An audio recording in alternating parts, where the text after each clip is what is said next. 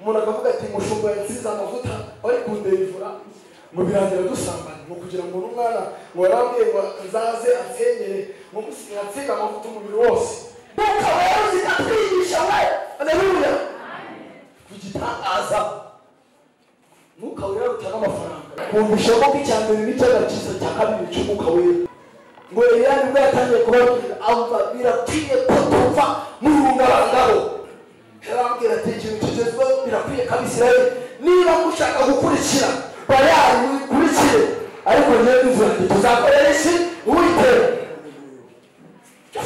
rakita bosa yakireva dufata umwanzuro ubona abandi kugira ngo akazi no gusama uvuga ati ibyo fasha umwanzuro nagezeho umugore uwo mushumba we baramubwira ati ngo ndagusengera ngo wambaye ubusa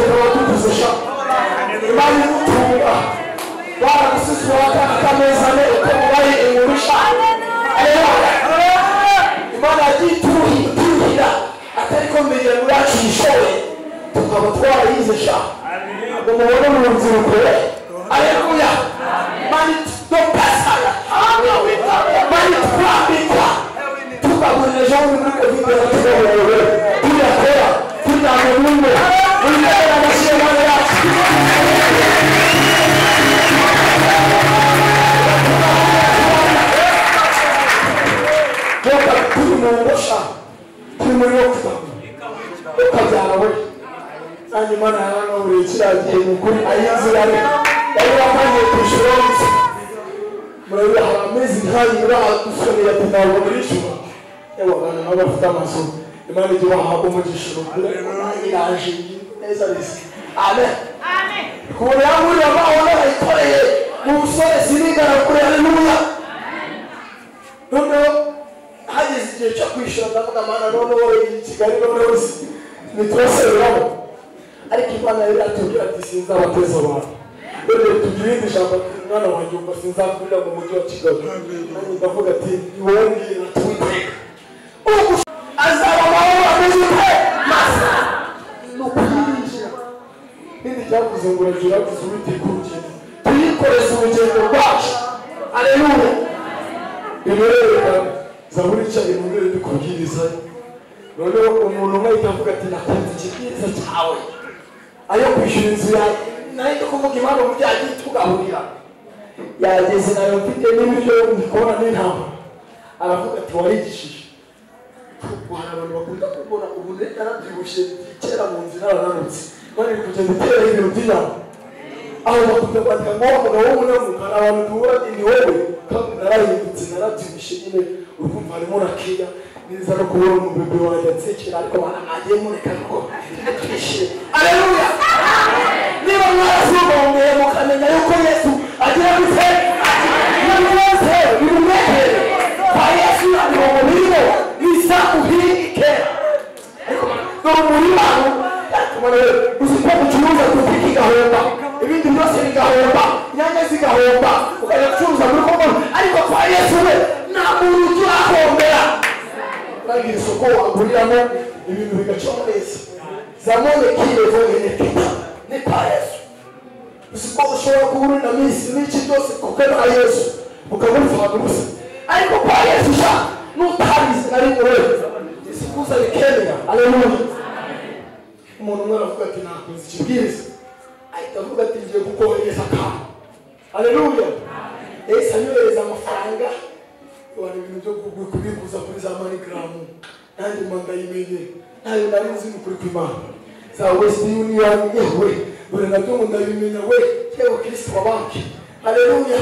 N'ubundi umuntu azi rwose nabona umuntu ashizeho ngo yafashishwe n'Imana igira gute igahura nishyuye inzu n'amahamo byose ubundi Imana ibinyiciye umuzimu neza. Yani yo kuvuga ngo najya ngo yamwiciye mwakunda umuzimu warabura ariko Mana we. Haleluya. Dufite Imana ishobora bingahe byose katwuta cy'ijambo ry'Imana y'Imana nafasha cyane kandi hano dufite imibare dufite iminota iri ku mibare twebwe dusome kadushyira hano muri byo hano kwayo yahuye n'ibyago we yewe Kristo Yesu wabaye kaduhere none umuntu umwe yagera mu icyenda ndumva nshaka kuvuga Imana ubundi abo bose bagiye bana ndetse nanjye ko n'ibyo Imana yari yanamaye gera kwayo mu icyenda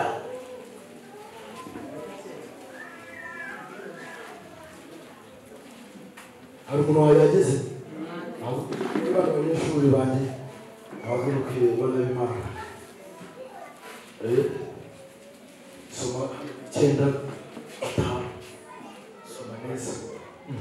Tugiye gusoma twisanga igitabo cya Yobu igice cya 9 umurongo wa 5 haranditswe ngo amen. Yimura imisozi itabimenye ikayubikana uburakari bwayo. Haleluya. 6 baragira ngo itigisisi ikayikura hasi inkingi zayo zikanyeganyega. 7 hakavuga ngo itegeka izuba ntirirase n'inyenyeri ikazitwikira. 8 hakagira hati haleluya. Yibambisha ijuru yonyine ikagendera ku miraba y'inyanja. Irema Arukuturo na Oriyoni na Kilimiya n'ibirere by'ikusi. Niyo ikora ibikomeye bitarondoreka ndetse n'ibitangaza. Amen. Ubundi kandi uko nshaka mu gusa ariko nayo ya mbere mama agomba kunyumva nshaka kuvuga Imana. Amen. Niyo ikora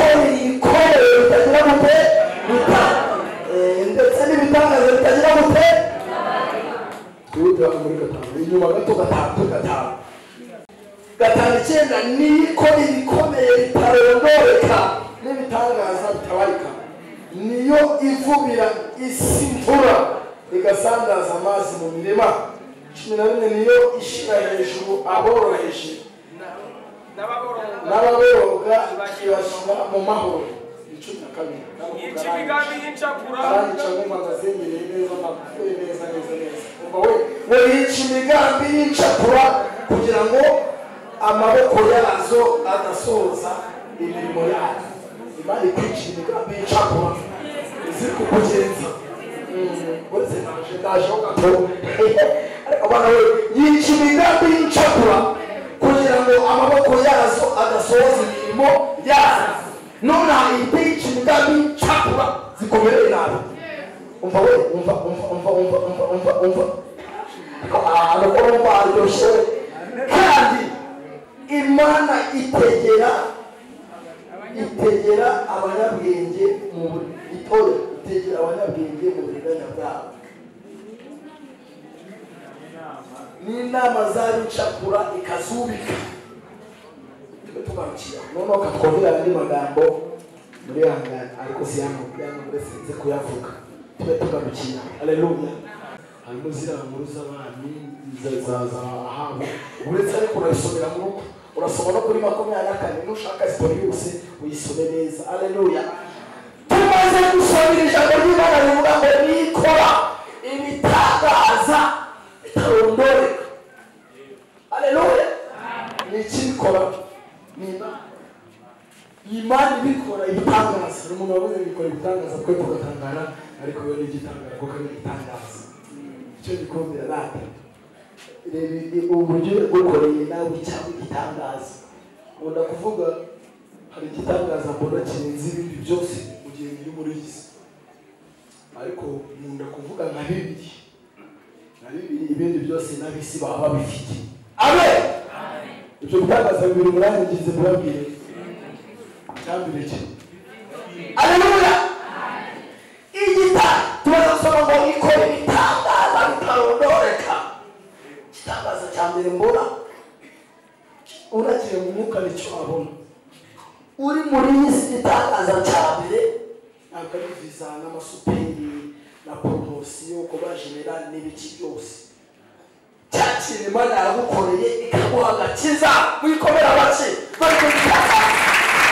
Bakura mu wese bakura mu yaya bakura mu sama igitangaza ni icyorezo. Haleluya. Igitangaza cya mbere ni ninde wari gushobora nasokora kujyanamo na n'ibitaro. Gusa rero na polisi yacu ndagikunda cyane ikora akantu keza bagafata abana bakabajyana iwabo bagiye kubagorora kugira ngo babajyane mu bigo ngororamuco. Noneho bakagira ngo bazavayo barahindutse bararetse urumogi. Umva igitangaza we. Haleluya. Ariko bakavayo ni kwa kundi nta kintu cyahindutse aho bagiye bavayo banatuberagura. Ariko Yesu yagufashe. Haleluya. Urumogi uribwiriza rugahita rugenda n'apantagare bagushizemo. Haleluya. Tugiye sakamara kugufata ntabwo kwirirwa bakujyana kwa karuba. Haleluya. Yesu yamaze kugufata uribwiriza byera ukayireka ibintu ugahita uyikuraho. Igitangaza kikaba kirinji. Igitangaza cya mbere kiraho ni umukiza. Havamo za profeta borigeta mu mapfumu wanyu mu marozi y'Imana moko y'Imana ukavamo. Haleluya. Pawulo cyunda yavuze ko ngo ibyarindamo yanjye nabonye ko ari ikibe ari igihombo kubera ubutunzi butagira akagero ubone yewe muri Yesu. Mwavuze mu misemo guhorarizwa muri ibyo naravuga ngo ni Kristo. Ibintu byo gukiza ubundi byo bintu by'agaciro by'igitangaza ukiri hano muri isi. Hebindi mwamunza no muzangiza n'ibiki abisi barazikurusha akurusha imodoka akurusha umugore mwiza akurusha akazi keza barayahemba we ama-etaje wasanga bayafite kuturusha. Ariko natwe tubarusha agakiza. Haleluya. Amenya burya ngiye ubundi muri cy'abarundi barusha ibindi nuko zeketa bose kirego inewa tubitira ibintu byaguzwe n'Imana byasezeranijwe. Haleluya. Baratwitiranye kukurare n'ibindi kuko dusangira ibishimbo n'ibiki byose, ariko ngo hari igihe bizasobanuka byose n'abana b'Imana tukagera gute. Nuko kitangaza n'agakiza. Icya kabiri kamakopeze twabakiretse umwanya ngenzi nyababwire igitangaza cya kabiri barumiro rwibazana amagiye kuvuga iki amen ariko Yesu ni mwiza nuko kuzura umwuka wera amina shimwe Imana yatwuzuza umwuka wera we umuntu akavuga igifaransa atarigeze yiga no mu wa mbere umugabo witwa yakagombe yuzuye umwuka wera igihugu cyose agezemo ururimi rwaho araruvuga noneho niganye n'umwana we nako naramuyoboye umwana witwa Kurana Umwete yigaga hano SF twabanaga muri groupe y'abanyamasengesho twavuga ati ntureba ubusimi manyana arasoje sinega SF ariko papa cyongereza avuga igifaransa avuga alleluia sinakunda udushime tw'imetozi nuko rero zikatwigisha we alleluia kugitangaza nuko rero utanga amafaranga ejo bundi ba Petero na Yohana baretse kuvuga ati nta feza n'izahabu ariko icyo yari amafaranga yari gukiza abantu wari ukireba arutanga amafaranga ariko icyo dufite turakigwa mu izina rya Yesu dutombire gusa mu gutumbira ngo zimureke kabisa Petero baravuga ati ikumva ikorera uburiri bwawe badukaho alleluia ikirema kigenda kibaduka kirema bamujyane mu Buhindi kuri kashi zabo barebe bari bukire nuko rero rutiki amafaranga itangaza cya kabiri acumbishe ubwo nawe ndimba barukiriza mu bitangaza ikora ibitangaza bitagira gutere karondoro naho turi ni Imana yonyine ibikora harakandi kavuga ngo niyo yimika abandi ikigura n'abandi niyishiraho kuba uri perezida yabigizemo uruhare kuba uri mwari kandi natwe babivuze ngo twumvire abayobozi bacu noneho muri ibyo bitangaza hariya twavuze ngo niyo yimura imisozi itagize gute itabimenye ngo yamara kuyimura ikayubika n'ikiri uburakari ni Imana ibikora byonyine Imana ikakwimurira umusozi n'inzara ariko rero bariye dukora ibitangaza ikadukura mu busa turya ubusa turara ariko ukora yitatu ugahita wiyongezaho n'iminsi nk'ibiri kubera wabuze ibyo kurya ariko Imana muri za gukora igitangaza zikikora n'ibitangaza igatanga n'ibiryo Imana itanga ibiryo hari ahantu nabaye ukuri Imana ikazabibwira ati mwana wanjye uzarya Imana we noneho ukuri umukizira uhabwaga icyo gihe ariko Kristo Yesu wabambwe ku musaraba w'Igorogota we ubu hawe umuceri icyo nshaka ndakira alleluia Imana ikigabura twarasomye ngo yica imigambi y'iki nanjye navuga kuri ako kantu Imana ikajya ivuga ati mwana wanjye uzarya gusa hano ko nashaka kukwatinda Imana irikoranye mu mwanya bwayo ibintu bisakaza alleluia nagira kuzajya nigurira buri kimwe cyose nshaka ibyo kazi mubwiye uburyo Imana itanga akazi ntabwo nshaka kubinjira kuko ntabwo nshaka ikora ibitangaza bitagira gute kumvisha ko icyambere n'icyaga cyiza cya kabiri cy'umwuka wera abakristo b'uduperematire batayuzuza umwuka wera umenye ku kindi gice ijambo ryambwiye guki ririmo 8 byavuzwe mu gihe cyangwa muzahabwa iki imbaraga mwuka wera nagira gute n'amanuki muzabaga muri ko kugira gute okuma yo mwuka wera yaje n'umugabo ejo bundi ba Petero na Zerana na zose batari bawuzura Petero afite ibintu byo kwihakana Yesu Yesu amaze kubacika bahise bavuga ati umva mwana naje tugisubira kuba urumva bahita bisubira kuba yihakana Yesu kuba yihakana Yesu nuko nibikagangayo yara yihakana Yesu ntabwo bafataga umuntu uri kumwe na Yesu agahita yiyaranja umufasha agahita amuca ugutwi ni ukwirwanirira udafite umwuka wera urirwanirira ntabwo uzi guhamya dushaka kuwo mwuka wera ni Yesu ikuvuga bimwe mu bitangaza Imana yacu igira gute ikora alleluia cyane twabonye icyaga cyiza abana bahita babyandika ati umuntu wigisha uyu munsi yigishe guki twigishe ko Imana ikora ibitangaza bitarondoreka icyambere n'ibyo bitangaza ni cyari cyo gutanga agakiza cya kabiri cya mwuka wera naho ibindi abisi ntabwo tubibarusha amen ntabwo tubibarusha bagira ngo birane ibitangaza intumwa za Yesu zigeze kubaza Yesu ariko Yesu byabo bakagukurikira ngo bimeze gute. Yesu ababwira neza ijambo rizima, aravuga ngo abantu bakinga abantu basize ibyaha ngo bakagira gute bakangurikira ngo bakiri muri Yesu ngo nzabakubira inshuro zingahe ikinda posta ya ikintu kirenze ngo nzaba iki ubugingo. Amen. Wawumishe icyo rero gitangaza namuka cya gatatu ariko tuzakibona mu ijuru kubera ubugingo kiri muri Yesu. Ushobora navuga ngo impande yabubura muri Yesu ariko Samusoni mwari byagara muhaye imbaraga utirinzi wawubura. Haleluya. Icyo cya gatatu cyo tuzakibona mu ijuru turigezeho. Haleluya. Jambo ryarambwiye ngo bakurwa turabana n'iki icyakora ariko tuzazimikora kwagenda gutera icyo tuzi nuko Yesu niyerekanwa tuzabigenza gutera abantu bafite ibyo byiringiro babigenza gutera bose kitabo biboneze nk'uko Yesu agize gutera. Haleluya. Aho kwiboneza shaka kumanyana n'ijoro ukiboneza kugira kiriya gitangazo cya gatatu kiracyo cya mbinguni. Niba yarukwemereye ujye wirinda n'utirinda bazagukuramo amaso ajye mumbabarira. Bisaba kwirinda kugira kino cya gatatu tuzakibona. Nawe ubu utaje mu kigozi kuri iki mu gitondo urazinduka Yesu yamuhaye. Haleluya. Nabyo dushaka bitatu ikindi ariko ko tukitegereje ijuru. Noneho turi ijambo ngo rikora ibitangaza kubana muri 40 Yesaya niyo anisamaga ngo mbese ngo ninde wigeze gufata ijuru ngo rigereshe intambwe y'intoki zayo. Umva ibitangaza Imana ikoresha ijuru ryose.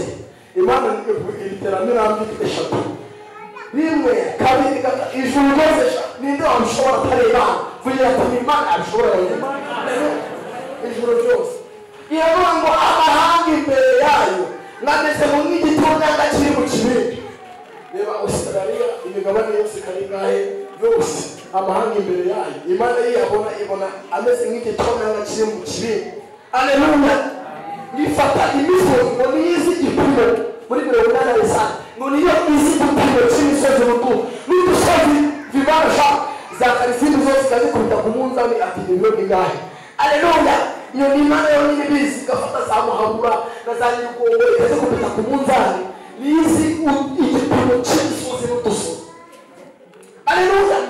Ndavuga ati ibiro bingahe ni ibiro 10 ni ibiro 50 ni ibiro ni bande bayipima ngo bamenye ibiro bigize. Haleluya. Ni Uwiteka we. Aho n'ibi bitangaza Imana yakoze hariya nawe yarangiye ngo musube bazira nguruza Eliya na Ahabu mu bami ba mbere ibice 18 aho ku rugo harimo Silamu igihe kimwe na Isiraheli bareba Ahabu noneho ni mu Uwiteka bimikaba nk'umuhanuzi w'Imana witwa Eliya cyangwa igitangaza Imana yakoze kigasubirisha umuriro. Haleluya. Kasubirisha umuriro.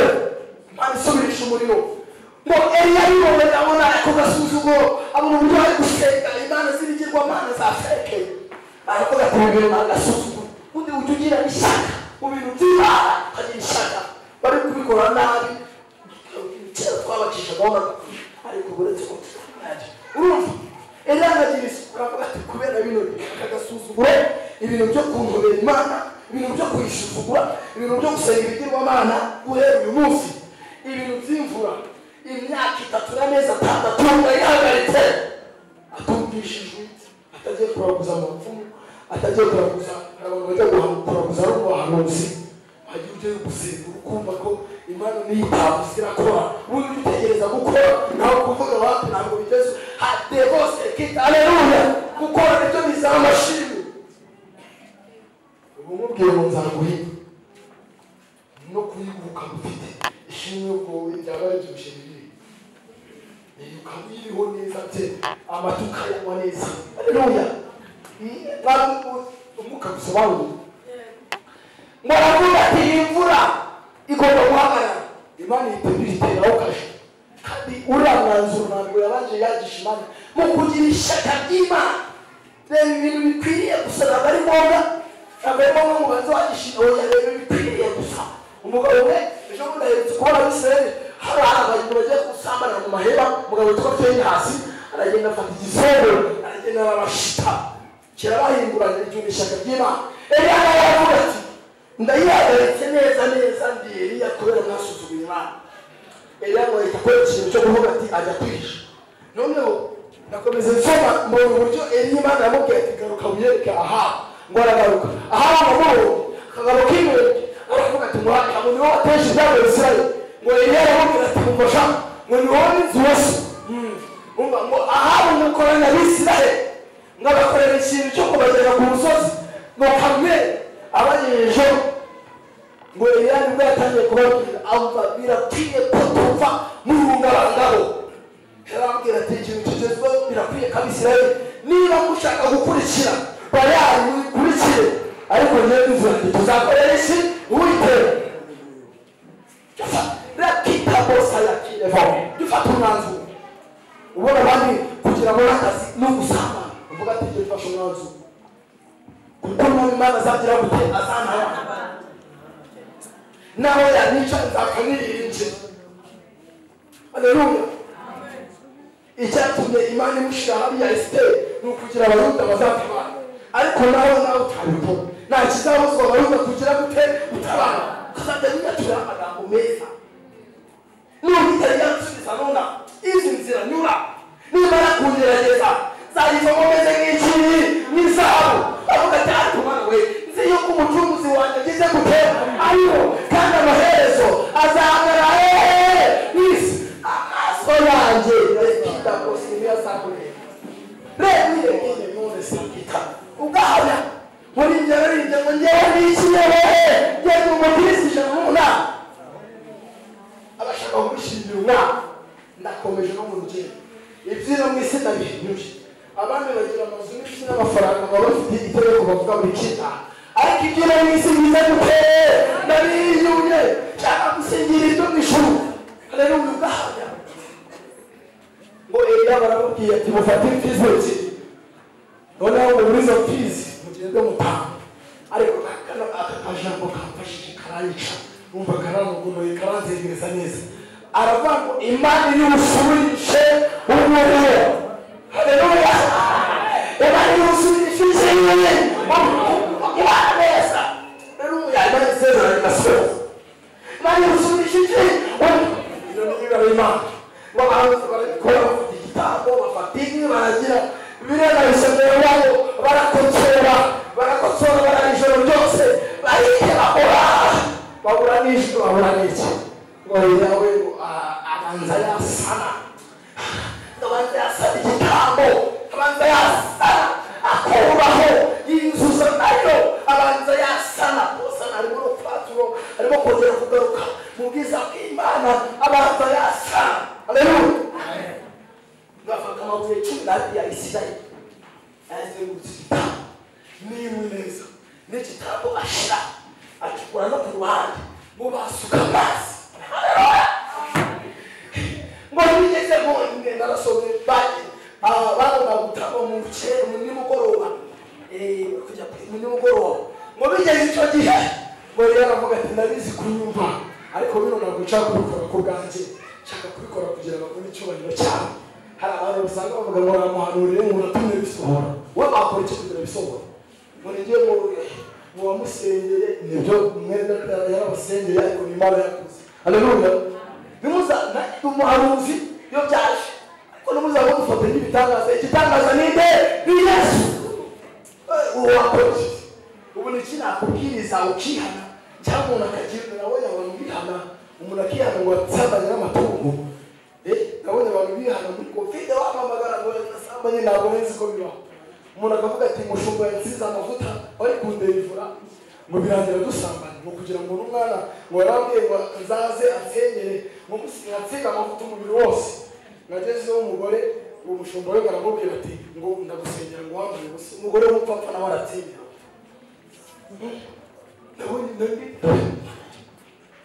Ugasana ikindi cyane ugasana kugira Imana yongere igaruke biriyo kubanza wagira gute wasana ugasana bakuraho inkwi zashaje hagiyemo ivu hagiyemo iki ugasana ibintu byose bituma umuriro Yesaya yaboketabonamo umuriro utaka neza ukagira gute ugasana ngamaze gusana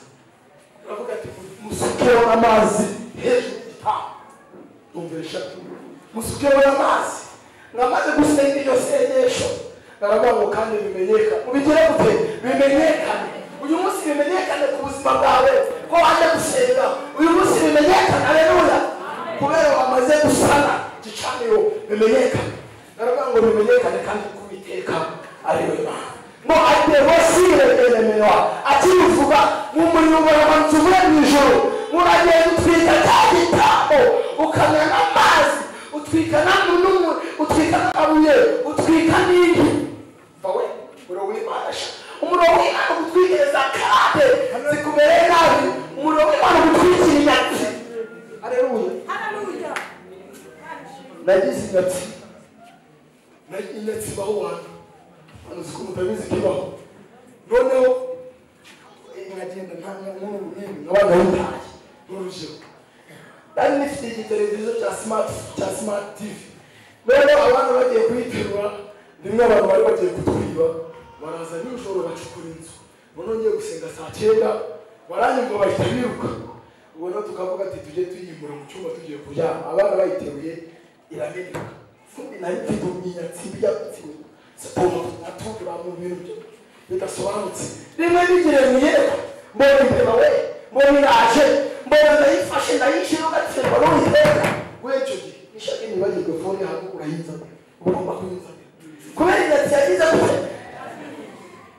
kuvuga ngo umuriro w'Imana utukura kandi ibi byose rero kita basaya bari kumerera haleluya rimwe mu nzira we yarabereye nabi yamwiyereka mbona kajangwe agapusi yewe Kristo we mbona gakice yewe haleluya aho nawe umuriro w'Imana utwika biriya byose bikugenda mu izina rya Yesu ugutwikira ubushomeri mu izina rya Yesu ibintu byo kutabyara umuriro w'Imana ubitwike mu izina rya Yesu ibintu by'ubushomeri n'ibiki byose n'inzara n'iki no kuba mu buzima bwo gupfundikanya umuriro w'Imana ugira gute kubera abafungije cyane umuriro w'Imana ukorwa haleluya abisirayeli baravuga ati Uwiteka gusa niwe Mana Uwiteka gusa niwe Mana Uwiteka gusa niwe Mana Uwiteka gusa niwe Mana haleluya niba barabijunguje guhema niba barabigenjeje gute ariko baravuga ati iyi Mana isinirishije umuriro bashizeho amazi iyi niyo tuzagira gute niyo tuzakurikira haleluya nanasoje nawe neza igicaniro cyawe waragisanye kugira Imana izana umuriro wawe itwihishe